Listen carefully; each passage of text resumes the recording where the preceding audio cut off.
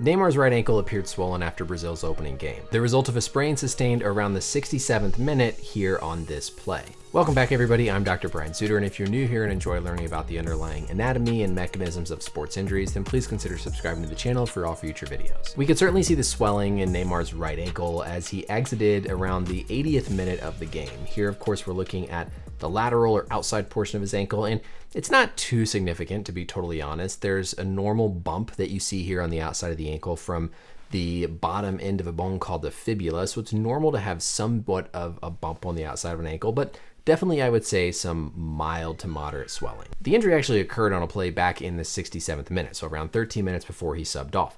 You can see here his right foot comes down, kind of lands on the other player's shoe, and that causes his ankle to go into this inversion position.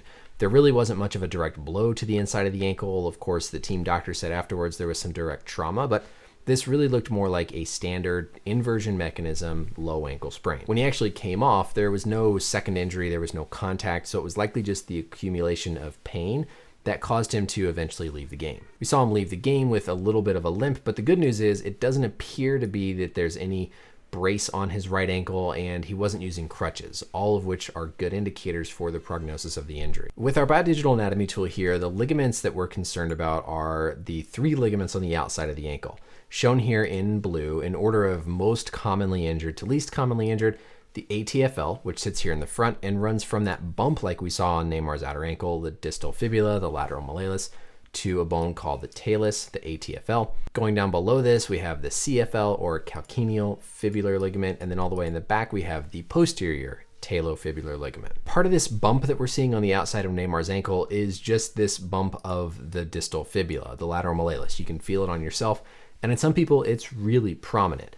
The fact that there wasn't as much swelling on Neymar's ankle here in the region where that ATFL ligament sits is, I think, a reassuring thing, along with the fact that, again, he was able to play for like 13 minutes before ultimately having to come off. So this is an ankle that had a sprain, and then he played on it for 13 minutes. The swelling is not as bad as I would have thought based on all those factors. With Neymar's injury, I think we're particularly concerned with this ATFL ligament right here.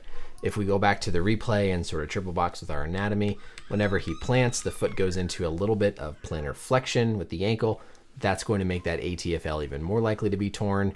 He then follows through here, lands, and we can see that ankle goes into inversion. At this point, stretching that ATFL ligament. Prognostically, I would honestly be surprised if Neymar misses the rest of the World Cup. Would it surprise me if he missed the next game? No.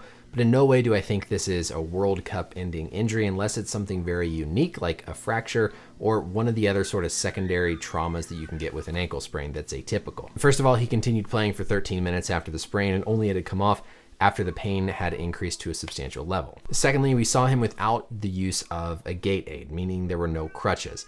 Rule number 1 when you're dealing with an acute injury is to minimize the pain with weight bearing or with walking. So the fact that he was walking without crutches is a very good thing in terms of prognostics. And while I know this picture may look like a lot of swelling, to be honest, it's really not that much, and I would expect more swelling more on the foot if this were a significant injury that was going to keep him out for a long time. That's it for the video, everybody. Let me know down below any questions or comments. I hope this was educational. Thank you as always for watching, and until next time, I'll see you later.